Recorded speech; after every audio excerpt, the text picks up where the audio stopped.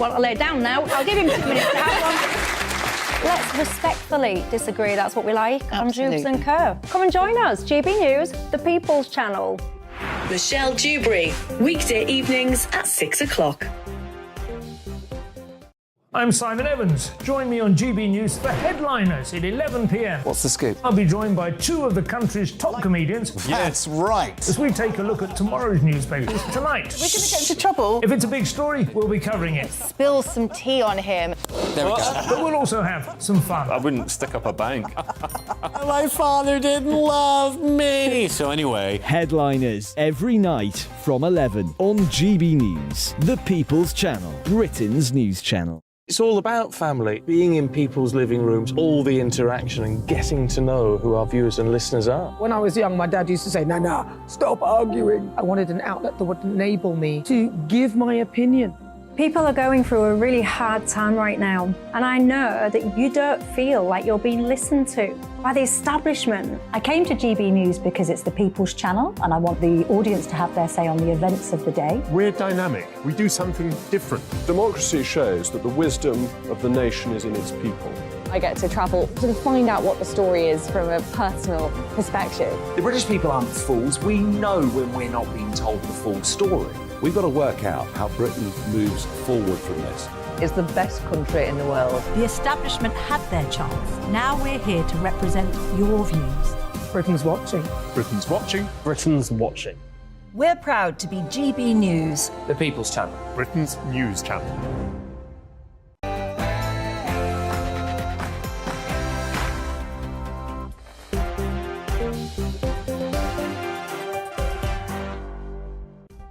Well, hello there, it's 6 o'clock, I'm Michelle Dewberry, and this is Dewbs & Co. Let me ask you this, the honours system, is it basically a laughing stock right now, I ask, because get this, Boris Johnson is rumoured is going to try and give his dad one. Really? I mean, come on now, is it time for serious reform? And what about the House of Lords more generally? Should we just reform that, get rid of it, or what? Your thoughts on that? And Rishi's migrant plan, do you remember? One of his top 5 priorities was stopping the births. He didn't say halving them, reducing them. He was very clear, wasn't he? He is going to stop them. Is he really? What do you reckon to this plan? Do you reckon it'll work? Do you reckon he's even got the kahunas to follow it? Because talk is indeed cheap, isn't it? And gambling. Do you think that the government needs to get tougher when it comes to regulating that particular industry in this country, or are we basically a bunch of adults who can manage ourselves? Thank you very much. So butt out government, if you don't mind. And 2 out of 3 of us, apparently, say that we want a new political party in this country. It won't surprise you to know that people on my panel tonight, advisors to Labour and the Tories, would perhaps say no to that, but I would say definitely time for it, as long as you made a change as well to the political system so that they could actually stand a chance. What do you say to it? I'll have it all to come, but first let me hand over to Polly Middlehurst for tonight's latest headlines.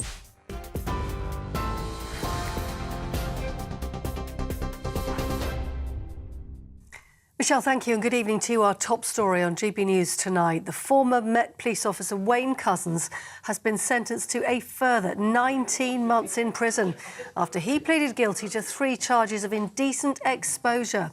The court heard how he was meant to be on duty and working from home when he exposed himself to a woman in a country lane just months before he murdered Sarah Everard. The 50-year-old is already serving a whole life sentence for the murder of Miss Everard in 2021. Well, in a statement from the Metropolitan Police today, they said the latest crimes brought shame on us all at the service. Also in the news today, charities are warning thousands of asylum seekers will be left permanently in limbo under new government plans to tackle illegal immigration. The new legislation would mean those crossing the English Channel in small boats would be banned from claiming asylum and from returning to the UK. The government has proposed to provide more safe routes, and GB News can reveal more than 3,000 people have already crossed the Channel so far this year. That's nearly double the year before. Shadow Home Secretary Yvette Cooper says the government isn't doing enough.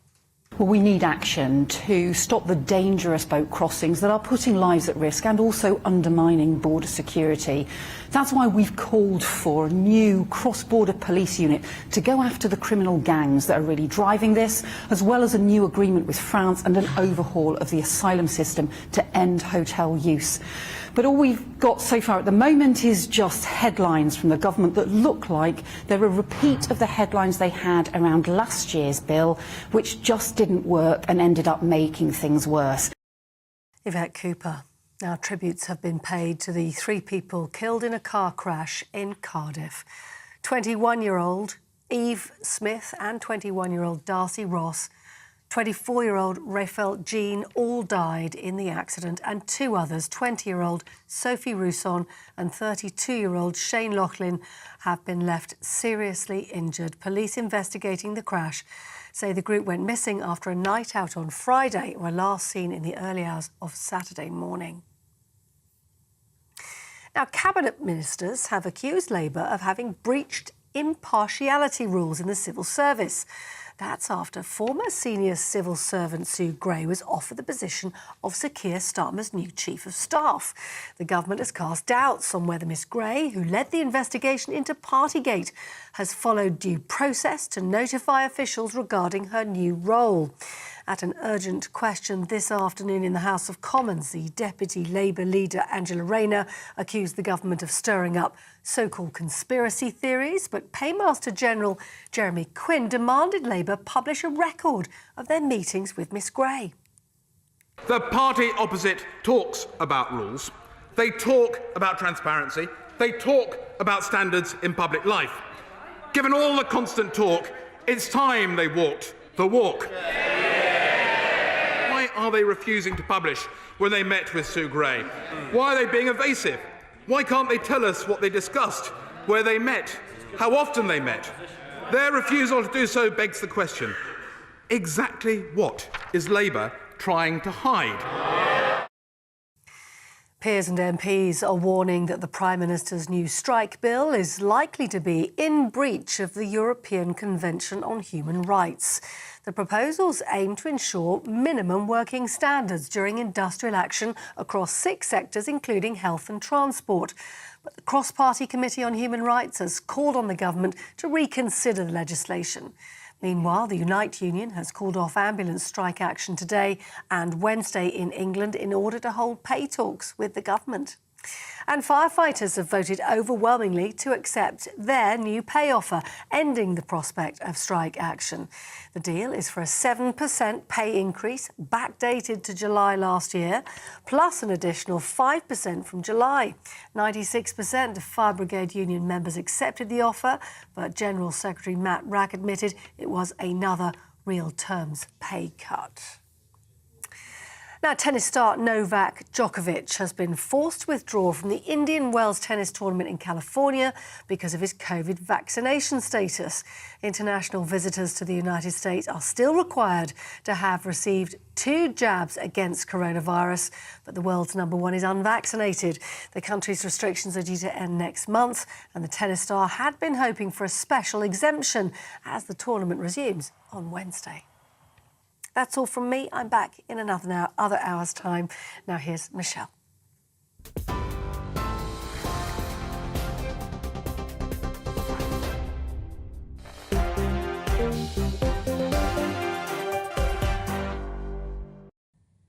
Hello there, I'm Michelle Dewbs and I'm keeping you company right through until 7 o'clock tonight. Keeping me company is John McTernan, the political strategist and a former advisor to Tony Blair, and Mark Lehane, who's the advisor to Nadeem Zahawi and now is the head of education at the Centre for Policy Studies.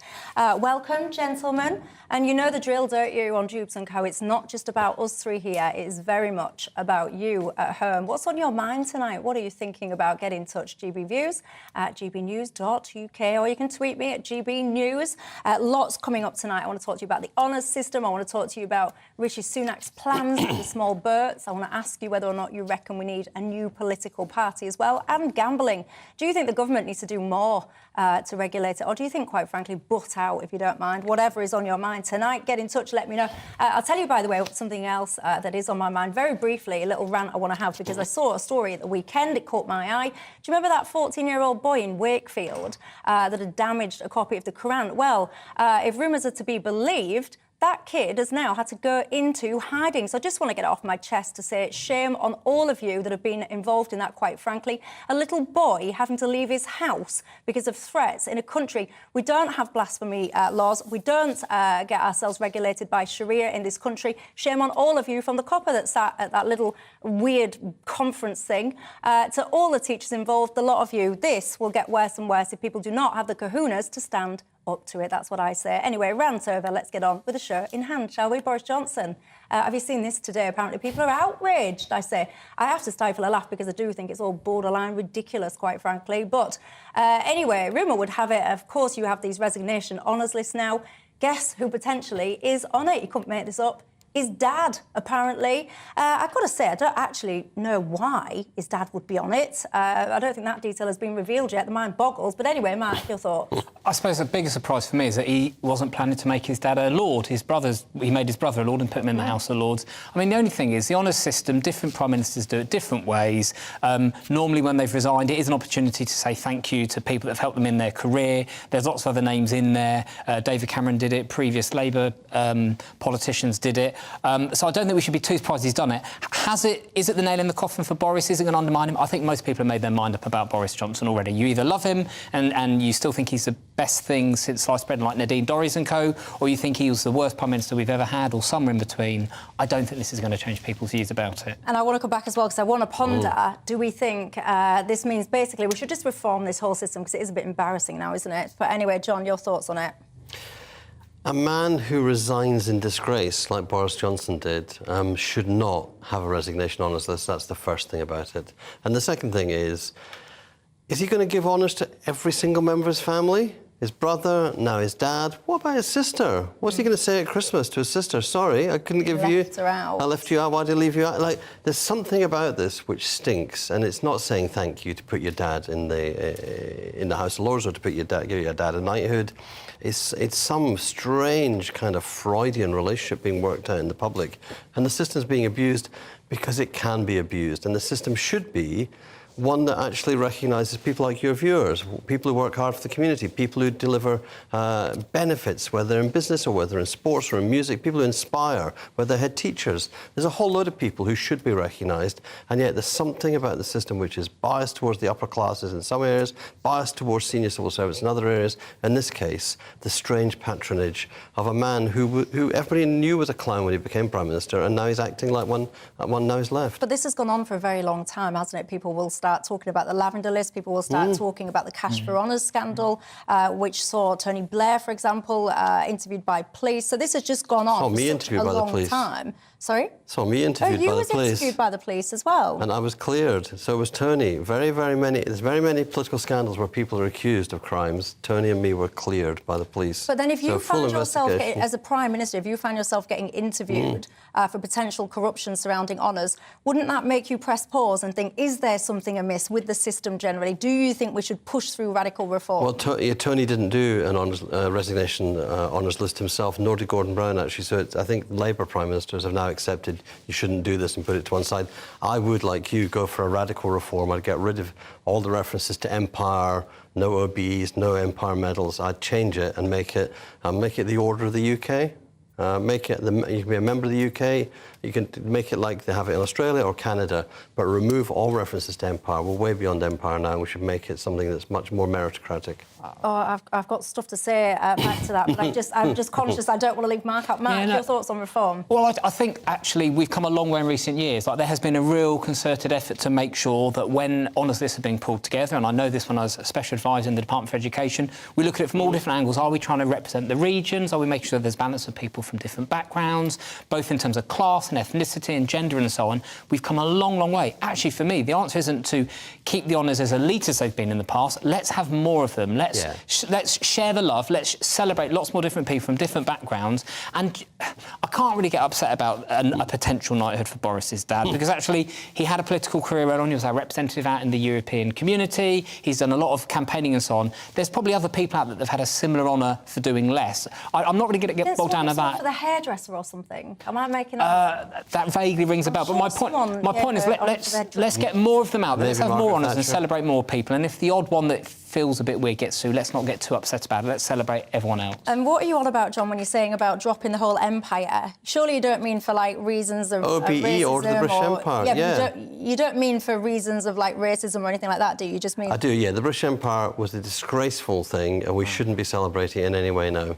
Mark? Well, as John will know, it's much more nuanced than that. There's lots of people that have a very different view about the good and the bad that the Empire did, and to actually deny our history, I think, would not be helpful. Now, there's a broader question about whether it's worth changing some of the names of the honours, but let's not just say it's because the Empire was bad. Lots of different people, including many people whose family background comes from the Empire, would have a very different view to that. It's not as black and white as some people would make out. That's fair, isn't it? No, it was a rapacious institution. It stole from countries, it stole from people, it immiserated countries, and its legacy is racism. I don't think the British Empire, you can say it did any good anywhere. If we'd had a world without the British Empire, the world would actually be a better place. Really? Do you agree with that at home when you listen to that? What do you reckon? By the way, what about this whole notion of people getting recognised, honours and all the rest of it, just for doing their job? Like, when I see an MP has been on some kind of honours list for services to the public, I literally think, but that is your job. That is what you are receiving, £80,000 a year, plus all your expenses and all the other perks, by the way. But that is your job, and I find it absolutely laughable. Although, by the way, quick caveat, if anyone's listening and wants to nominate me, I'll definitely take it. I don't mind being a hypocrite. Baroness Dewbs would be I could be anything. Lady, I'll be any of it, quite frankly. I think there's a lot of perks, isn't there? A lot of opportunity. It probably gets you reservations at elite restaurants. You think?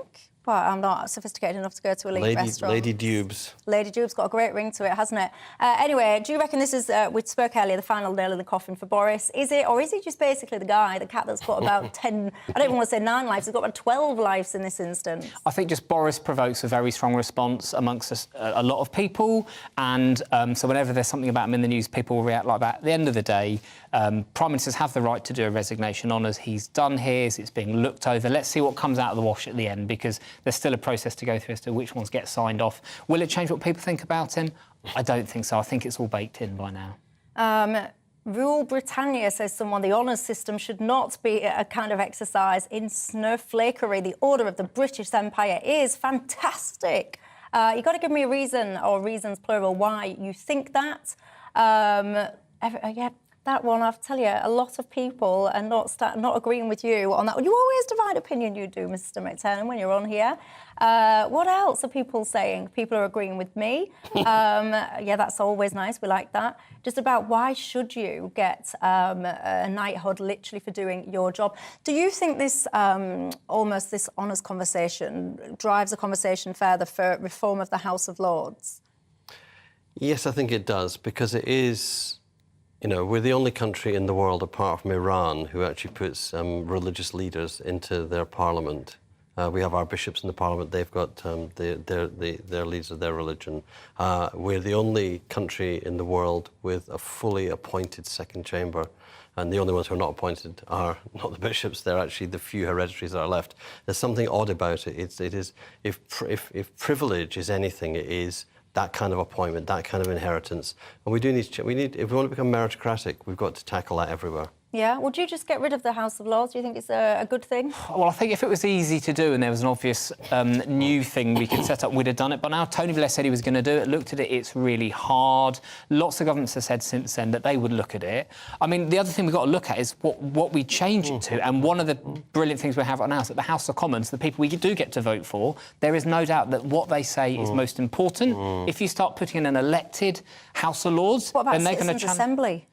Well, I mean... Yeah. There's a whole load of pain that comes with those as well. There's pros and cons. I think it's like all these things with democracy, it's like the worst system apart from all the alternatives. And I think if it was easy to change the House of Lords, we'd have done it. And I think we've got to be very careful what we wish for if we do change it. Well, there you go. You've got to be careful what you wish for if you do wish to change the House of Lords.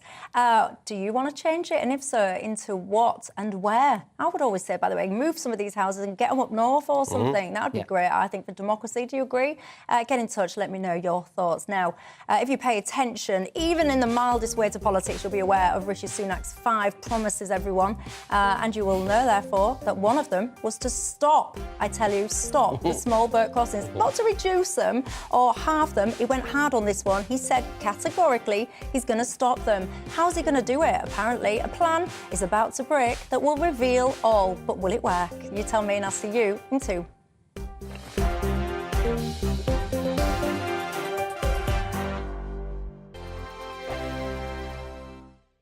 We are GB News, the People's Channel. And right across the United Kingdom. You can find us on Sky Channel 512, Virgin Media Channel 604, Freesat Channel 216, Freeview Channel 236, and YouView Channel 236. You can also take us with you on DAB+ radio, with the GB News app and at the website gbnews.uk. We're absolutely everywhere. Come join us on GB News, the People's Channel, Britain's news channel. Monday to Thursday, 9 p.m. till 11 p.m. Join me, Dan Wootton. I'll bring you the sharpest takes and hottest debates. Do you not believe in prison? I don't believe in prisons. I'm completely stunned. I guarantee you there'll be no spin, no bias, no censorship. I actually was personally quite offended by it. And no reason to go to bed. So I guess they've always been quite woke. That's Dan Wootton tonight on TV, radio and online. Monday to Thursday from 9 p.m. till 11 p.m. on GB News. The People's Channel, Britain's news channel. Hello, I'm Michelle Dewbs, and you can join me every weekday 6 till 7 on Dewbs and Co. You're an inspiration to us all. Clip that bit up. Well, you are. That's my ringtone. My political ambitions are, those days are gone, I can tell you. She's only teasing. Go on. He's probably going to want to lay down now. I'll give him 2 minutes to have one. Let's respectfully disagree. That's what we like on Dewbs and Co. Come and join us. GB News, the People's Channel. Michelle Dewbs, weekday evenings at 6 o'clock. I'm Simon Evans. Join me on GB News for Headliners at 11 p.m. What's the scoop? I'll be joined by 2 of the country's top comedians. That's right. As we take a look at tomorrow's newspapers tonight. We're going to get into trouble. If it's a big story, we'll be covering it. Spill some tea on him. There we go. But we'll also have some fun. I wouldn't stick up a bank. My father didn't love me. So anyway. Headliners every night from 11 on GB News, the People's Channel, Britain's news channel. It's all about family, being in people's living rooms, all the interaction and getting to know who our viewers and listeners are. When I was young, my dad used to say, "Nah, stop arguing." I wanted an outlet that would enable me to give my opinion. People are going through a really hard time right now, and I know that you don't feel like you're being listened to by the establishment. I came to GB News because it's the People's Channel, and I want the audience to have their say on the events of the day. We're dynamic. We do something different. Democracy shows that the wisdom of the nation is in its people. I get to travel to find out what the story is from a personal perspective. The British people aren't fools. We know when we're not being told the full story. We've got to work out how Britain moves forward from this. It's the best country in the world. The establishment had their chance. Now we're here to represent your views. Britain's watching. Britain's watching. Britain's watching. We're proud to be GB News, the People's Channel, Britain's news channel.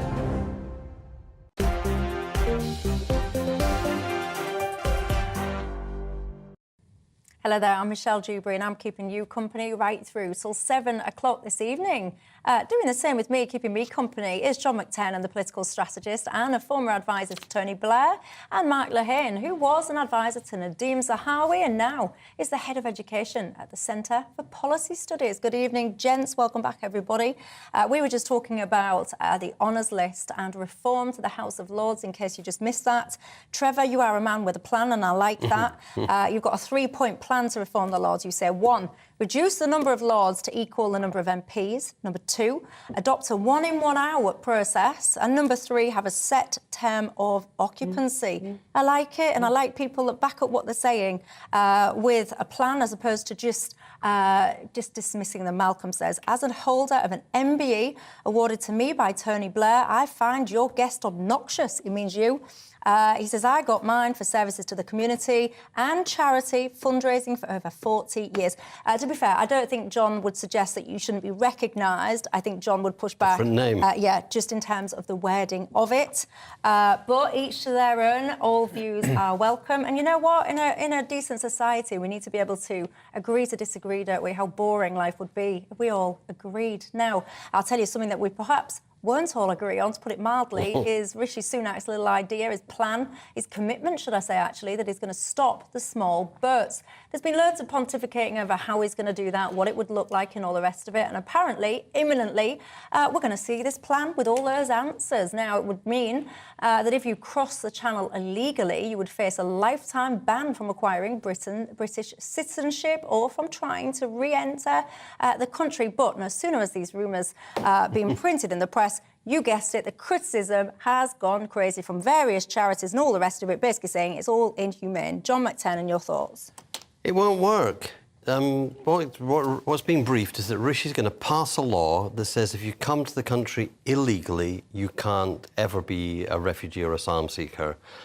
This is the law he passed last year and the law he passed the year before. He can't do it. It's a breach of British law. It's a breach of the European Convention on Human Rights, and it's physically impossible to do it because it is almost impossible to return a large number of people who come to our country because the countries that they come from are unsafe to be returned to. They can't be sent. We can't send somebody back to Afghanistan. France is not unsafe, we can't send people back to Libya. We can't send people back to Syria. France? We can't send people back to France because we don't have an agreement with the European Union on returns. We have a country and a government which has broken its relationships with the European Union, has just managed to sort them with the European Union over the Northern Ireland with the Windsor framework. But there's no agreement for returns with anybody in the European Union. We left that process when we left the European Union. Every single problem around this is being created by the government, and it is also it's important to say 80% of people who apply for asylum in this country get asylum, and there is currently no legal route to get here. Of course, people come illegally. If there's no legal route, give them a legal route. There are legal routes. There aren't. Name one. Yes, there are. I can name a few, actually, because guess what, folks? I'm actually prepared tonight. That makes a change, doesn't it? Ukrainian. No, so yes, a Ukrainian. Yes, well done. You've asked me to name one. You've come up with one yourself. There you go. Well, Ukrainian one. People from Afghanistan?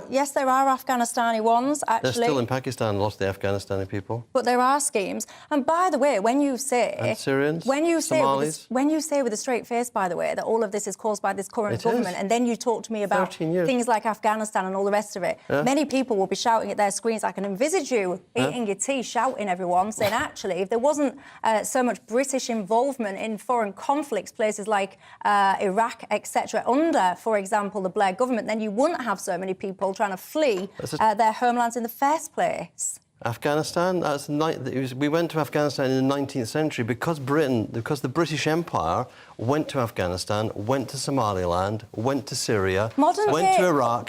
Because the Empire went there, we have refugees coming from there. The Empire caused this issue. I mean, I don't even know how you can say it with a straight face. I do want to come back on you, but I'm very conscious that Mark is also... So I'm just going to comment. So can this plan work? I don't think any of us know if it's going to work or not, but I think we've got to throw everything we've got at solving the issue of the small boats crossings for three reasons, right? One, right now, the nasty, evil people smugglers are the one making the money that are causing people to die. It's in the hands of the criminals, not the sovereign government of the United Kingdom and elsewhere. Two, the government have promised that they're going to put this right now. They've absolutely got to get it right and solve it, or they haven't got a hope in hell of winning the next election. And thirdly, and perhaps for me the most important reason why we've got to get it right, is because this is one of the most tolerant, welcoming countries on the planet. Survey after survey after survey shows what an incredible success we've had in this country of welcoming people from all around the world and integrating people into the country. I live in Bedford. I've been there 20 years. It is one of the most welcoming, diverse places you can find with people from all around the world. When my nan came to this country as a small child, she was welcomed into this country, and the only way we can keep people already living here happy and as tolerant and as welcoming towards newcomers as we have been historically is if we clamp down on the illegal immigration so that people feel that the rules are being followed and that there's fair play going on. So we've got to crack it. It's not going to be easy. I do feel the need to mention the fact that the Centre for Policy Studies, who I work for, released a report on this a couple of months ago, and it's largely what the government appear to be following, trying to deal with this problem. But we've got to put it right to get people following the rules and giving them safe routes into the country or into But they asylum. have the kahunas to do it, though, because this Rwandan plan was apparently deemed legal back in December. Why wouldn't Rishi Sunak just go, right, do you know what? It's been deemed legal. I'm just going to send a flight over there and I'll deal with the consequences as and when they care. And I think they've got to work through each of the individual cases that they'd had lined up to send out to Rwanda. At that. But the other thing to bear in mind is, like, governments have got to get their ducks in order before they move on stuff. So we've got this thing with Northern Ireland. You know, we've got a deal there. Tick. OK, we've got the 5 promises that they're working on around getting inflation down and so on. Tick.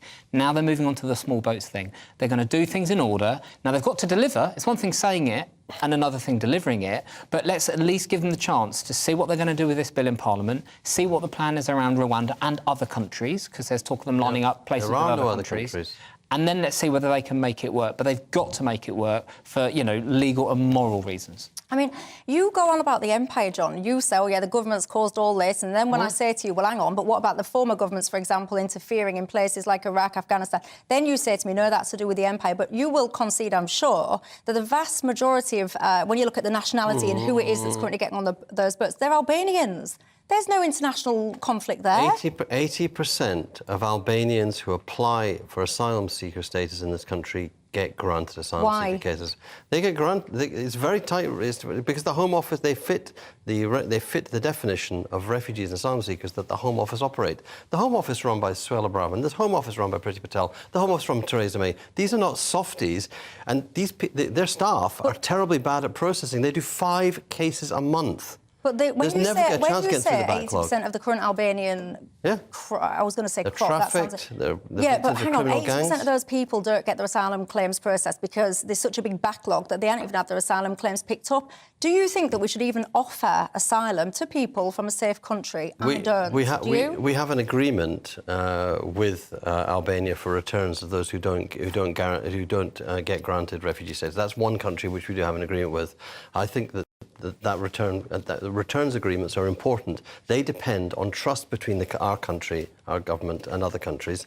But you can't have a returns agreement with Libya. You can't have a returns agreement with Afghanistan. You can't have a returns agreement with Syria because of the war-torn state there. You can't have a returns agreement with Somaliland. So therefore, the returns policy doesn't. You know, there's not safe countries to return people to, and we can't return people to France. We could process people in France if we had an agreement, and then leave them in France if they don't get. But we do all these conflict zones, like the ones that you mentioned, because any decent person, and I would challenge anyone, if you're a decent person, you don't want to see people struggle and suffer. So when you talk about people in Afghanistan and all the rest of it, everybody that's sane, decent would want those people to be safe and well. And France got every single one of its interpreters out and translators out and its staff out that support it in the months before the fall of Kabul, and the British government tried to scramble after the fall of Kabul. It's the incompetence as well as the heartlessness of this government which is heartbreaking, actually.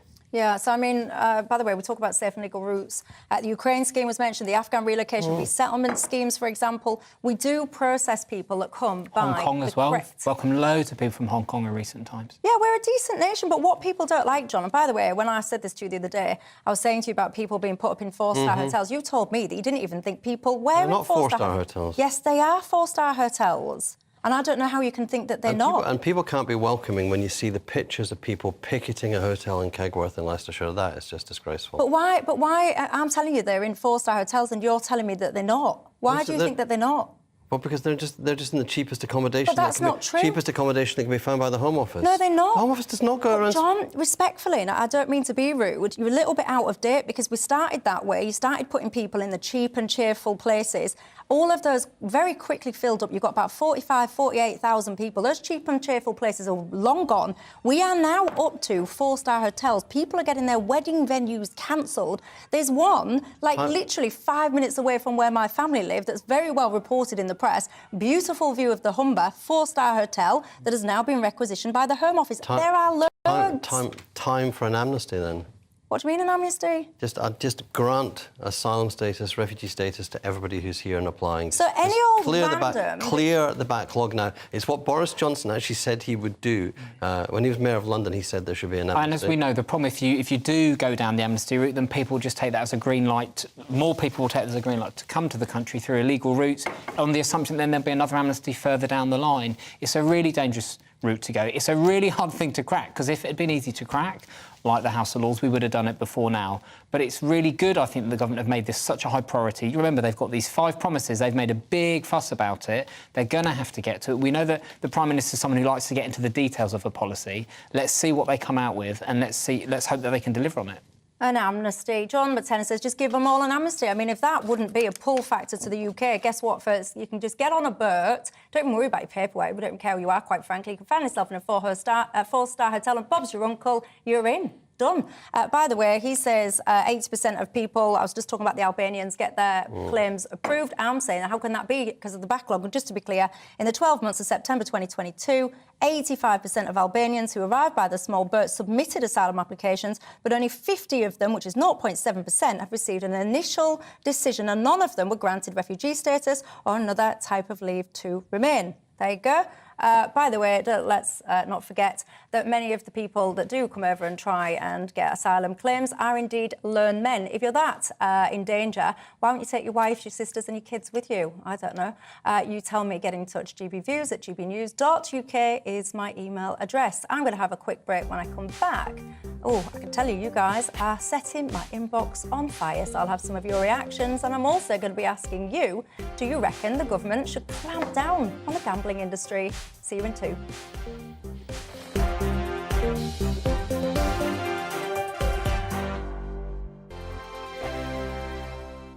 I joined GB News because I was sick and tired of not hearing my views being represented, not just mine, but so many people that I knew and spoke to. I just couldn't get my voice out there. I couldn't say anything. I couldn't do anything. Whatever the narrative was, I kind of had to follow it. GB News is there to provide a voice for those who have been ignored by the establishment media. We think different things, we've got a different style. GB News is here to be optimistic and positive about the future. It's real kind of dynamic and flowing, with the audience very much at the heart of it, like a big family.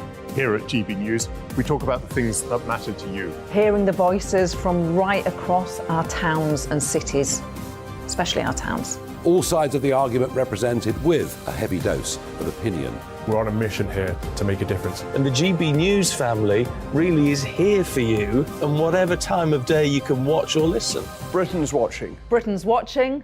We're proud to be GB News. The People's Channel. Britain's news channel. Westminster is going around in ever-decreasing circles, followed by the media. Britain is broken. How on earth did we get into this mess? But more importantly, how do we get out of it? Join me at 7 p.m, Mondays to Thursdays on Farage, here on GB News. We will have open, rational debate. We've got to work out how Britain moves forward from this. Join us here on GB News, the People's Channel. Britain is watching. You've probably seen politicians interviewed 1,000 times, but we do it differently. We find out who they really are, we don't shout, we chat, and hopefully we bring a bit of light, not just heat. Did you know Kate Moss? Apparently. Do you have a pair of jeans or a pair of jeans? No, of course I don't. What would I do with them? My friends are like, oh my God, what's she doing now? Join me every Sunday at 6 for Gloria Meets, only on GB News, the People's Channel, Britain's news channel. I'm Jacob Rees-Mogg, the Member of Parliament for North East Somerset and a former government minister. For years, I've walked the corridors of power in both Westminster and the City of London. I campaigned in the largest democratic vote in our island story. I know this country has so much to be proud of. We need to have the arguments, the discussions on how we make it better. The wisdom of the nation is in its people. Vox Populi, Vox Dei. That's why I'm joining the People's Channel. Join me Monday to Thursday at 8 p.m. on GB News, Britain's news channel. I'm Mark White. As GB News Home and Security Editor, I cover those key issues that are so important to you. Are authorities, our communities doing all they can to combat violent crime? With the public services under unbearable strain, why are we still failing to control our borders? Defence, the first priority of any government, has been continually hollowed out. Can we trust our politicians to protect the armed forces? Join me, Mark White, on GB News.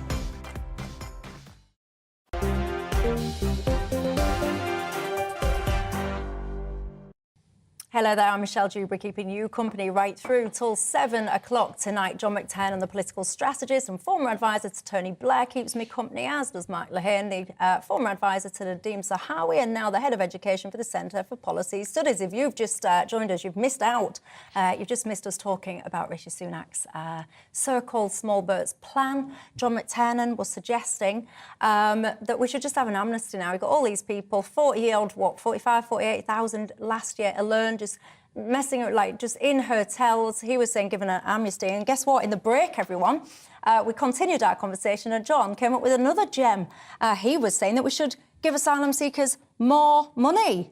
How much would you have us give them? They should have at least, asylum seekers with their children should have at least as much in cash benefits as British people have, because our welfare system is to keep you out of poverty, keep your children out of poverty, and it would actually help the local businesses around areas where people are kept resident, because then they'd be able to spend more money in the shops. Yeah, well, firstly, though, most people that come, they don't bring the kids anyway. So would you, all these lone guys that do seem to be the majority, would you give them extra money, or...? I give them the same benefits that single men get. I give families the same benefits that women get. So the benefits that British citizens pay into via their taxes and therefore get as, for example, child benefit or whatever, you would replicate that to anyone that gets on a boat. You don't know who they are, quite frankly, because half the time they chuck their ID away. But anyway, you would give them... To be honest, I'd actually let those people who are applying for asylum, I'd let them work while they're applying for that, so therefore they could actually pay taxes. And it wouldn't be dependent on welfare benefits. They'd be actually paying into the system. Very brief question to you, because I do need to move on to talk about my next subject. Do you not think that this will increase the pull factor and incentivise even more people to cross those boats in those across the channel in those small boats? The biggest pull factor is the thing that Mark said and that you agreed with and I agree with, which is that this is a great country. It's a great country with a great economy, and it's a great country with great people who are welcoming. I think we have huge gaps in our labour market, huge gaps for jobs at all levels. And we should be welcoming the people who've got the initiative and the drive to come to Britain. Yeah, through legal means. I think that's where people would be, absolutely, through legal means, so people can pay their way. And as you said, Michelle, my worry would be if we were to give people even more money, because we don't give asylum seekers much money to get by, and I get it's tough, but relative to what people would have often back in their home countries, if we gave them even more money with our generous benefits system, then the draw to this country would be even greater. And there'll be even more people wanting to come here, understandably. And my worry is it would undermine the support people have for our asylum and immigration system already. Sometimes I think this world has gone mad. Obviously, all views are valid on Dewbs and Co. But to me, you've got to reduce the pull factors, or else all of a sudden you're going to get on these boats. And by the way, you'll remember back in 2004, I think it was, when it came to the EU expansion eastward, the UK opened its labour market, if you like, to, for example, the Polish, which did nothing really but lower the wages in this country, whilst other countries in the EU, for example, Germany, they put controls in that didn't allow that to happen for years and years. Anyway, come on, I could do this all night long, but look, time flies, doesn't it, when you're having fun? Give me your thoughts, but let's move on. Let's talk about gambling. Apparently, the government is going to publish a new white paper saying it's going to regulate the industry even more. I could talk to you about it for ages, but I talked a lot about maggots, so now I'm pushed for time, so I'll crack on. Do we need more regulation when it comes to gambling? I think we probably do. I mean, one of the things that's really blown my mind in recent years is to be seen the proliferation of advertising for, you know, gambling on your phone. And, like, look, adults, how they want to spend their own money and spend their time is their own business. But there comes a point where you've got to worry about the amount of money and the addiction that goes with that stuff. On the flip side, it's a hugely profitable industry. If we regulate it too much, people will find other ways to do it anyway. And then those businesses will base themselves elsewhere, and we won't be able to tax the profits on those businesses the way we do to support the public services over here. So I'm a little bit torn, but it's not something that really appeals to me. And I think anything that stops people getting stuck in that cycle of despair and debt that gambling addiction can bring is probably a good thing. John? Oh, this is the worst of the nanny state, isn't it? The new Puritanism. People enjoy gambling, let's stop them having fun. That's actually what's behind this new push. And the whole category of problem gambling has been invented by the do-gooders who want to regulate gambling. Yes, some people get addicted to gambling. Some people get addicted to alcohol. Some people get addicted to things. You don't regulate an entire entertainment industry because of the addicted people. We don't even, we don't ban cigarettes. We regulate them. And this is just an attempt to tell people what they can do in their own time with their own money. And I think it is terrible that this government should think of introducing even more regulatory constraints. Graham agrees with you. He says, stop trying to nanny absolutely everything. Let gamblers choose what they do without interference. Matthews says, Michelle, I work as a mortgage advisor and the amount of gambling showing on people's bank statements is horrendous. In some cases, it stops customers obtaining a mortgage. It is definitely an industry that needs more regulation. Chris says, Michelle, government does need to further regulate gambling. I don't know if you're a he or a she, but I'll just go with he, because I don't know.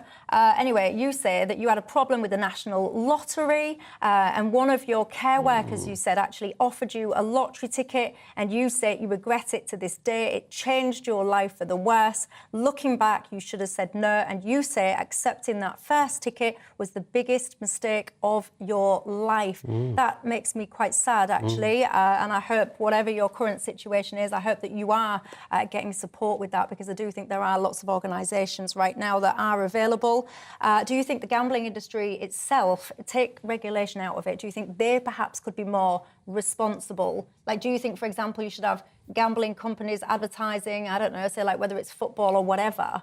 I think they could be doing an awful lot more to regulate themselves, to make sure that the stuff they're doing isn't encouraging people to take risks that they can't afford. Because that's the point, John, isn't it? It's when people start spending money they can't afford, or when it starts to... They no longer have free will because they're addicted to it. It's how do you do that? So anything that these companies can do in order to give people more, if you like, safe spaces whilst there, or options to calm down or cool down and think before they put the next bit of money on there, I think isn't a bad thing. We don't want the nanny state. What we do want is products that give people the chance to reflect on how much money they spent and whether they've gone beyond their means.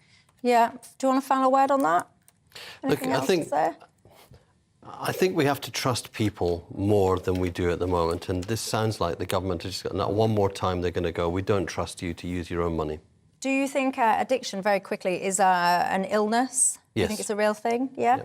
If you are struggling, by the way, because I know a lot of people do, and I think there's a lot of shame with admitting it, but if you are struggling, honestly, there are so many places and people, non-judgmental, that do offer help. A simple Google search will turf out lots of results for you. So if you're struggling, don't suffer in silence, get some help and change your life for the better. Right, I'm going to take a quick break. When I come back, are you one of the people who think enough time for a new political party? If so, what do you want them to do and what's wrong with the ones we've got? See you in 2.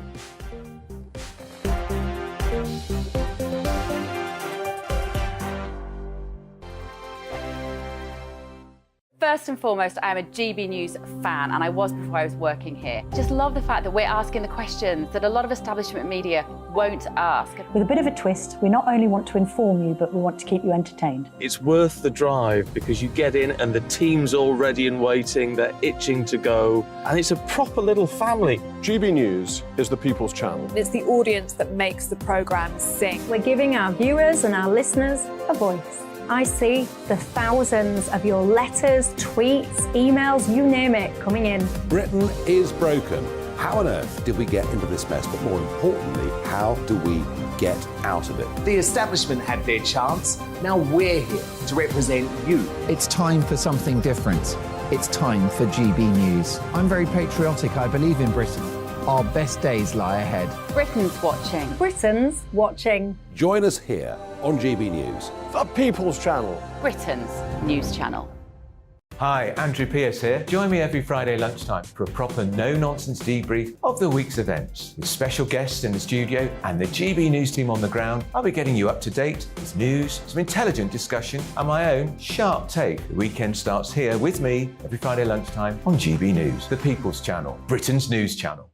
I'm Michael Portillo. Join me on GB News on a Sunday morning for topical discussion, debate, arts and culture, and sometimes even ethical dilemmas. I don't always agree with you, Michael.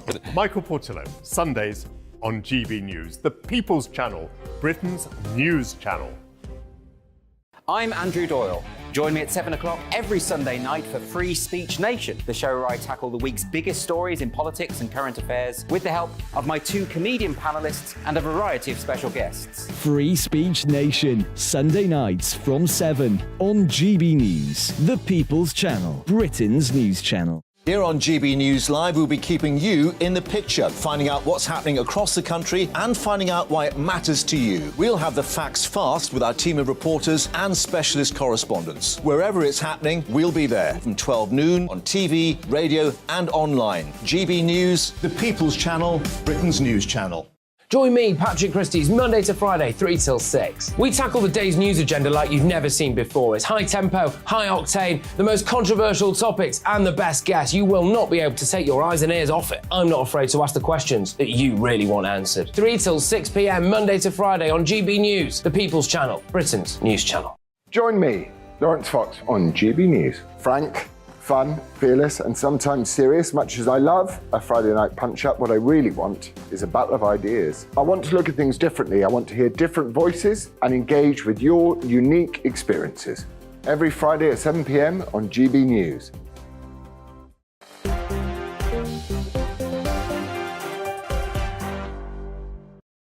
Hello there, welcome back to Dewbs & Co. with me, Michelle Dewberry. I'm keeping you company until 7 o'clock tonight. John McTenna is a political strategist and former advisor to Tony Blair.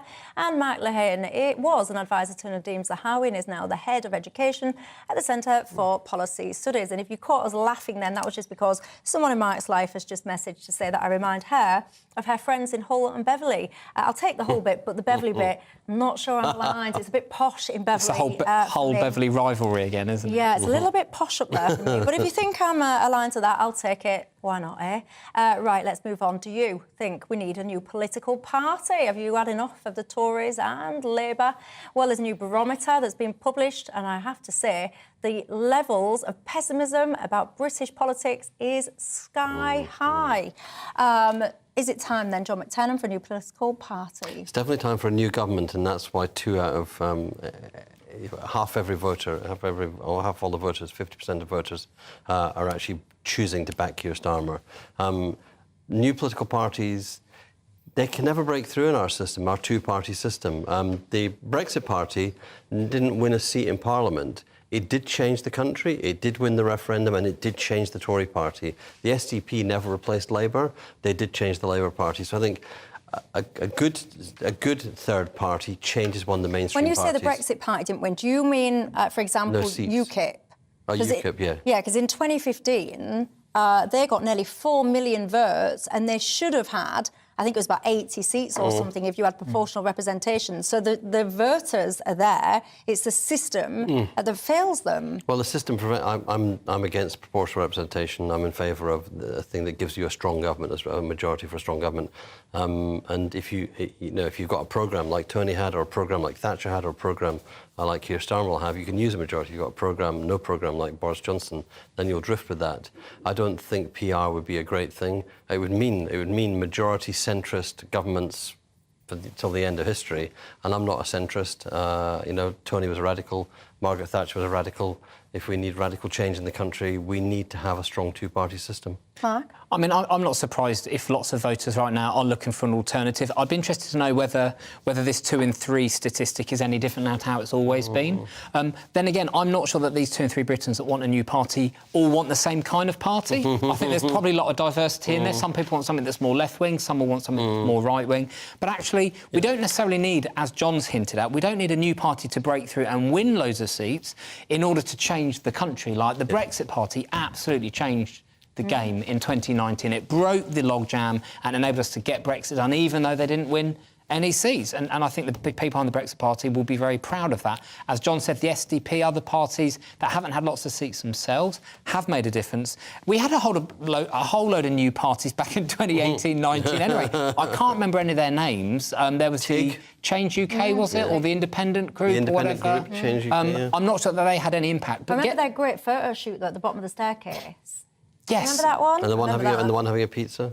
And I don't think any of them are MPs now, so I'm not sure they did cut through. But there is a sweet spot in this country around, sort of economics that's more traditionally left-wing and that culturally is more right-wing. That was the sweet spot that the Conservatives had in 2019. You know, when I was walking around Newcastle in the 2019 election, you would not believe the support in parts of the city that had traditionally voted for Labour. They loved Boris Johnson. They hated Jeremy Corbyn. There is a sweet spot there. It's hard to find it, and the sweet spot changes all the time. Yeah, one of the things I don't like about British politics at the moment is the self-entitlement of the major parties. And I think, actually, when you look at turnout, I think it's quite shameful, actually. If I was in politics and I looked at turnout, particularly for things like local elections, I'd be a bit embarrassed, really, because so many of our country, they're so disengaged that they can't be bothered to turn out. And if you had PR, yes, it would have its faults, but at least you would have a system that perhaps represents people at home so that they do feel, well, I can go out and I can vote and I can make a difference. Well, I'd have compulsory voting like in Australia. I think that really How would you get me works. to vote? Because I might not vote next time, so what would you do? Well, you'd get, if you were in Australia, you'd get fined, and you get fined.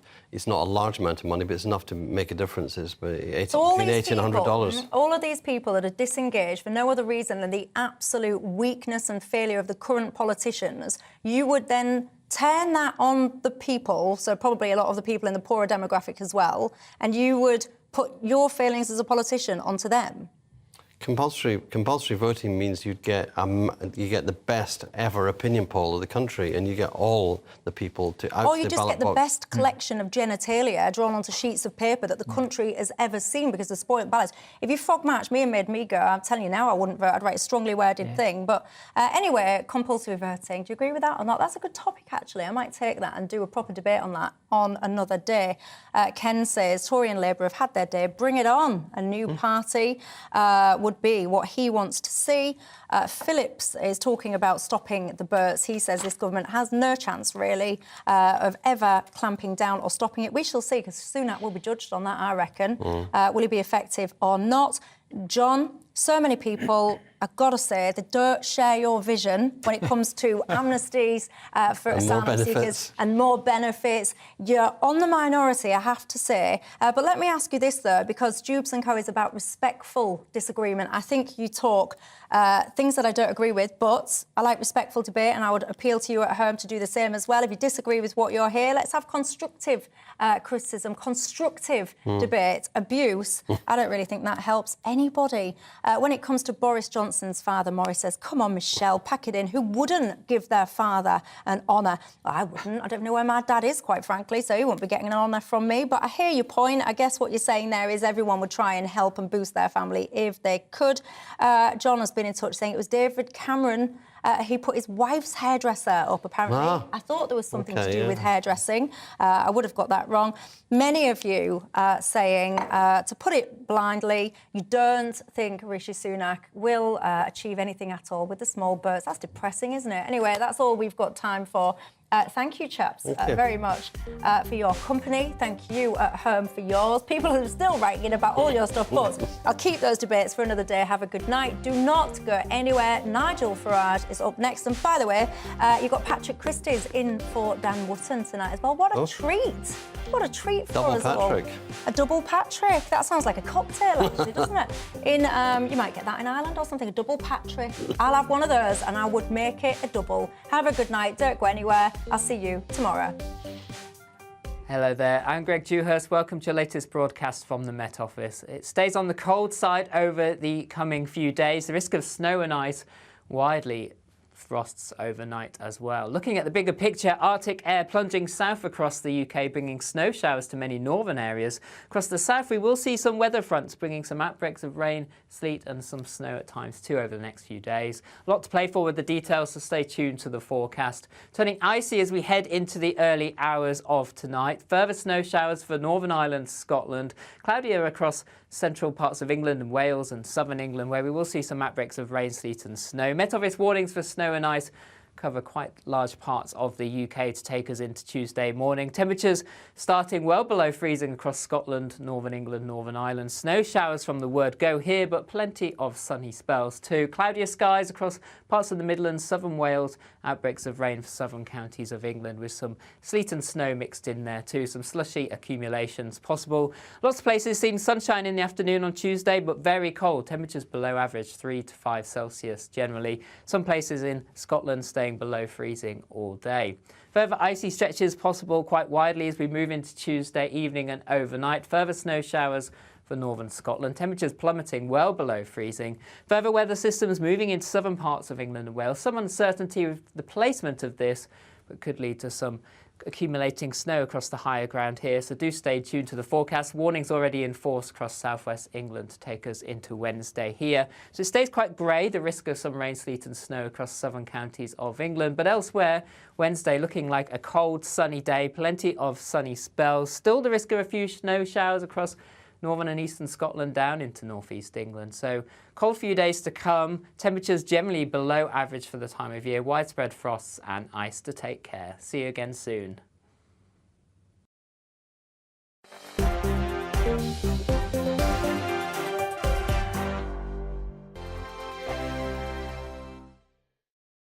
Monday to Thursday nights on GB News. At 6, it's Dewbs & Co.